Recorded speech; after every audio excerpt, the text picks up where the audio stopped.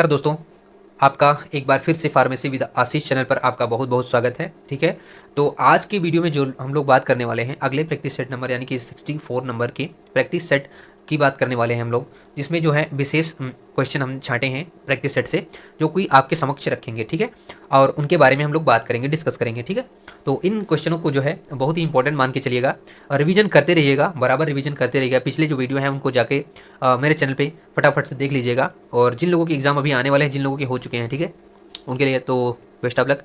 और जिनके होने वाले हैं, ठीक है, आगे 15 तारीख से अभी एग्ज़ाम होने वाले कंडक्ट, 15 तारीख को शायद भी एग्ज़ाम है, हाँ। तो उनके लिए जो है रिवाइज करें, उनके लिए यही सलाह है। ठीक है, तो आज के पहले क्वेश्चन पे शुरुआत करते हैं। उससे पहले बता दें, यदि आपने हमारा channel pharmacy with Ashish subscribe नहीं किया है तो प्लीज़ जाके सब्सक्राइब बटन प्रेस करिए और बेल आइकन पर प्रेस करके ऑल पे सेटअप कर लीजिए, जिससे हमारी सारी वीडियो अपलोड करते ही आपको इन्फॉर्मेशन दे देंगी। ठीक है, बेल आइकन का यही जो एडवांटेज होता है। चलें अगले इस पे क्वेश्चन पे तो बात करते हैं द मिनिमल, ठीक है, minimal effective flow rate of air इन क्या है, laminar flow hood should be not less then how many cubic feet per minute. ठीक है, तो इसमें बात किया गया है कि जो मिनिमल इफेक्ट होता है, क्या मिनिमल जो इफेक्ट होता है, ठीक है, फ्लो रेट जो होता है of air in laminar flow hood, ठीक है, flow hood should be not less than, ठीक है, वो कम नहीं होता है, that how many cubic feet per minute, how many cubic feet per minute. तो बताना है दोस्त, 10 होता है, 10 या फिर 50 या फिर 100 या फिर 1000। तो दोस्त हाउ मैनी यानी कि कितने क्यूबिक फीट पर मिनट होता है, 10 क्यूबिक फीट पर मिनट या फिर 50 क्यूबिक पर मिनट या फिर क्या 100 क्यूबिक फीट पर मिनट या फिर 1000 क्यूबिक फीट पर मिनट। तो दोस्त इसका राइट आंसर हो जाएगा ऑप्शन नंबर क्या, ऑप्शन नंबर इसका सी जो है, यानी कि 100 क्यूबिक फीट पर मिनट जो है इसका एकदम सही आंसर हो जाएगा। चलें आगे, अगले क्वेश्चन पे दिया गया है विच one of the following schedule include self life of drug. ठीक है, अब इसमें पूछा गया है कि कौन सा शेड्यूल है, ठीक है, इंक्लूड है सेल्फ लाइफ ऑफ ड्रग, ठीक है, जो उसकी लाइफ होती है ड्रग की, उसमें तो शेड्यूल एफ में मेंशन होता है सेल्फ लाइफ ड्रग की, या फिर शेड्यूल एम में, या फिर शेड्यूल जी में, या फिर शेड्यूल पी में। तो दोस्त इसका राइट आंसर हो जाएगा ऑप्शन नंबर क्या, शेड्यूल पी में। किसमें, option number D is the right answer. क्या, option number D is the right answer. चलिए दोस्त, अगला इसमें क्वेश्चन है डिपार्टमेंट ऑफ ट्रांसपोर्ट टेस्ट, यानी कि DOT, department of transport test, ठीक है, DOT is performed for which one of the following. ठीक है, विच परफॉर्म्ड, ठीक है, विच ऑफ द फॉलोइंग यानी कि इसमें से कौन सा है, स्ट्रिप पैकिंग, ठीक है, डीओटी जो है स्ट्रिप पैकिंग होता है, परफॉर्म करता है, या फिर एरोसोल होता है, या फिर ठीक है इंजेक्शन पैकिंग ड्यूटी परफॉर्म करता है, या फिर ड्यूटी क्या करता है, ग्लास कंटेनर को परफॉर्म करता है। तो दोस्त इसका राइट आंसर क्या होगा ये बताना है आपको। तो ऑप्शन इसका बी जो है वो राइट हो जाएगा, एरोसोल जो है एकदम करेक्ट आंसर हो जाएगा। ठीक है, चलिए दोस्त अगले क्वेश्चन पे, तो इसमें पूछा गया है which statement is not true. तो कौन सा स्टेटमेंट जो है इसमें नहीं सही है फॉर द स्टीम डिस्टिलेशन, यानी कि स्टीम डिस्टिलेशन को लेते हुए, समझते हुए इसमें कौन सा जो है स्टेटमेंट वो सही नहीं है। ऑप्शन ए में पूछा गया है, क्या बताया गया है, क्या इट इज आल्सो कॉल्ड, यानी कि ये कहा जाता है डिफरेंट डिस्टिलेशन, यानी कि डिफरेंशियल डिस्टिलेशन कहा जाता है। ठीक है, और ऑप्शन बी में दिया है it can be use for, यानी कि ये यूज किया जा सकता है फॉर सेपरेशन ऑफ, यानी कि सेपरेशन यानी अलगाव के लिए, ऑफ इमिसिबल लिक्विड, यानी कि जो इमिसिबल लिक्विड होते हैं उनके सेपरेशन के लिए यूज किया जा सकता है। और सी में बताया गया है क्या, इट कैन बी अप्लाइड, यानी कि ये अप्लाइड किया जा सकता है फॉर द वोलाटाइल सबस्टेंस, यानी कि वोलाटाइल सबस्टेंस के रूप में फॉर के लिए अप्लाइड किया जा सकता है। और डी में दिया गया है it can be use for separation, यानी कि ये यूज किया जा सकता है किसके लिए, सेपरेशन के लिए ऑफ मिसिबल लिक्विड, यानी कि मिसिबल लिक्विड के लिए। अब इसमें बी में दिया गया है कि इमिसिबल लिक्विड के लिए सेपरेशन के लिए यूज किया जा सकता है, और डी में दिया गया है इमिसिबल लिक्विड के लिए सेपरेशन के लिए यूज किया जा सकता है। तो दोस्त इसका राइट आंसर क्या हो जाएगा ये जानते हैं। तो दोस्त जो यूज किया जा सकता है ये सेपरेशन ऑफ मिसिबल लिक्विड के लिए होता है, क्या, सेपरेशन ऑफ मिसिबल लिक्विड के लिए, यानी कि जो इसका राइट आंसर हो जाएगा वो ऑप्शन डी में हो जाएगा एकदम करेक्ट आंसर, यानी कि ऑप्शन डी जो है इसका एकदम राइट आंसर हो जाएगा। चलिए दोस्त अगला इसमें क्वेश्चन पूछा गया है blood level monitoring of HbALC, ठीक है, HbALC, ठीक है, ठीक है, HbALC is important in which of the given disease state. अब इसमें पूछा कि जो ब्लड लेवल मॉनिटरिंग होता है, ठीक है, वो इंपॉर्टेंट होता है in which of the given disease state.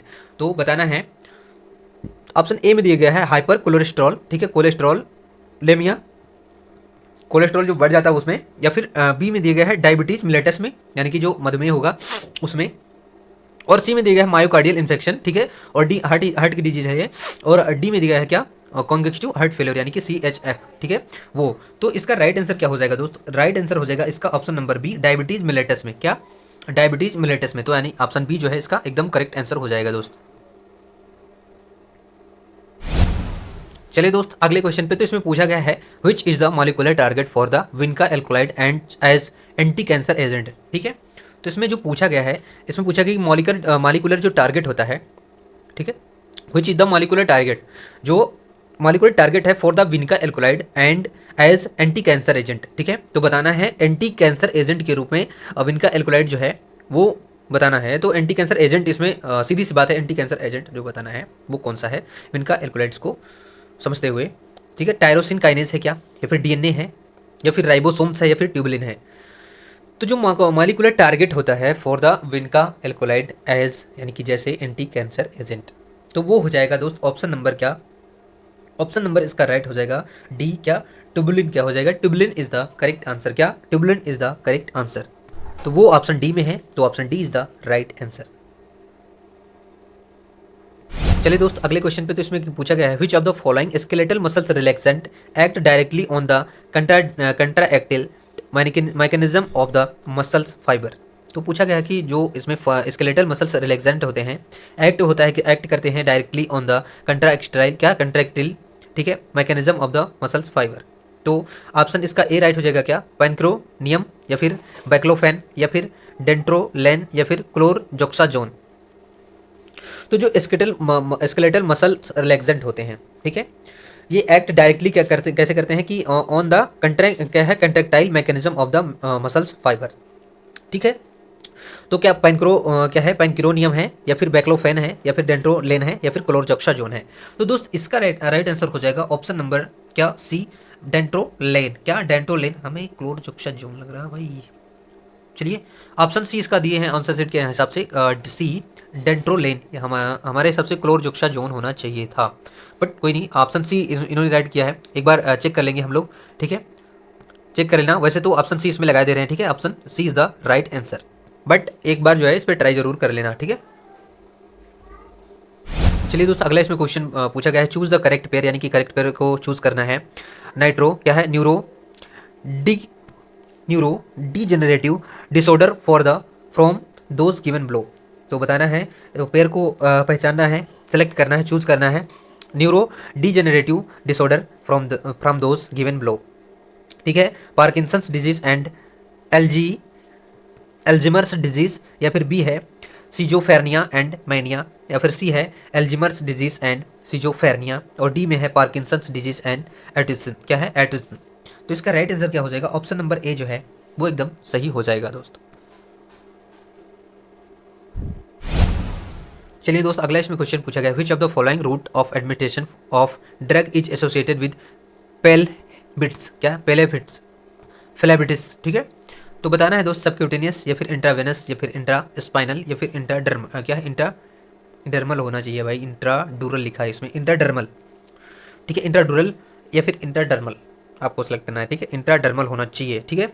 तो ऑप्शन इसमें कौन सा राइट होगा, एडमिनिस्ट्रेशन के लिए किसके एसोसिएटेड विद, क्या, फ्लेबिटिस के लिए, ठीक है। तो इसका राइट आंसर हो जाएगा दोस्त ऑप्शन नंबर क्या, B, intravenous is the right answer.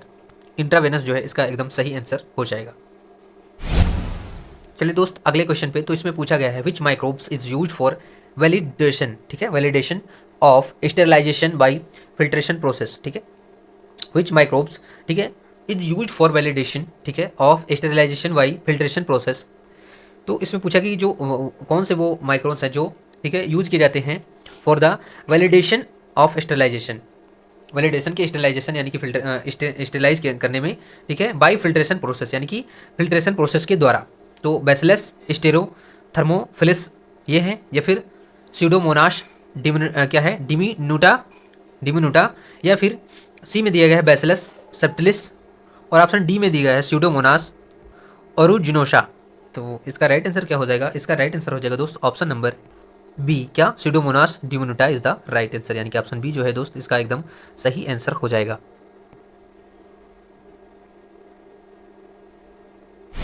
चलिए दोस्त, अगला इसमें क्वेश्चन है S O S means which one of the following. ठीक है, एस ओ एस जो है इसमें लैटिन टर्म है। ठीक है, इसमें पूछा गया है एस ओ एस का मतलब क्या होता है। ठीक है, डॉक्टर के पर्चे पे जो लिखा होता है S O S, S O S का मतलब क्या होता है ये पूछा गया है। टेक ऑकोशनली, या फिर टेक इमीडिएटली, ठीक है, टेक व्हेन एज नेसेसरी यानी कि जब आवश्यक हो, टेक एज डायरेक्ट यानी कि तुरंत। तो दोस्त एस ओ एस का मतलब होता है जब नेसेसरी हो तब। तो एस ओ एस का मतलब होता है जब आवश्यकता हो, क्या, जब आवश्यकता हो, यानी कि टेक व्हेन नेसेसरी, यानी कि ऑप्शन सी जो है इसका राइट आंसर हो जाएगा।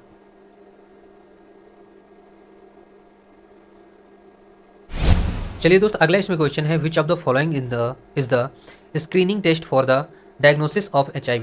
ठीक है, तो बताना है विच ऑफ द फॉलोइंग, इसमें कौन सा ऐसा है जो screening test for the diagnosis of HIV के लिए यूज़ किया जाता है। वेस्टर्न ब्लॉट या फिर वाइडल टेस्ट। ठीक है, HIV के लिए क्या वाइडल टेस्ट किया जाता है, या फिर वेस्टर्न ब्लॉट, या फिर एलिसा टेस्ट किया जाता है, या फिर PCR किया जाता है, या फिर एलिसा या फिर PCR, यानी कि ऑप्शन डी में दिया गया है। सी में एलिसा, डी बी में वाइडल टेस्ट और ए में वेस्टर्न ब्लॉट टेस्ट। तो दोस्त इसका राइट आंसर कौन सा हो जाएगा, कौन सा टेस्ट होगा इसका राइट आंसर स्क्रीनिंग टेस्ट किसके लिए, HIV के लिए। तो HIV के लिए जो किया जाता है वो किया जाता है दोस्त एलिसा, क्या, ऑप्शन सी जो है एलिसा टेस्ट ऑप्शन सी में है, तो ऑप्शन सी इसका एकदम सही आंसर हो जाएगा। तो चलिए दोस्त, ELISA test is the right answer. इसी के साथ में दोस्त आप आज की क्लास जो है समाप्त करते हैं। उससे पहले बता दें कि यदि आपने हमारा चैनल सब्सक्राइब नहीं किया तो प्लीज़ दोस्त जाके चैनल को सब्सक्राइब कर लेना और वीडियो को दोस्तों के साथ शेयर कर देना और बेल आइकन को ऑल पर प्रेस कर लेना। और जिन लोगों की अभी एग्ज़ाम की तैयारी बढ़िया से चल रही है ऐसे ही करते रहना, और आशा करते हैं आप अच्छा करेंगे एग्ज़ाम में। इसी बेस्ट लक के साथ में आपसे लेते हैं विदा, मिलेंगे अगले वीडियो में, तब तक के लिए जय हिंद जय भारत।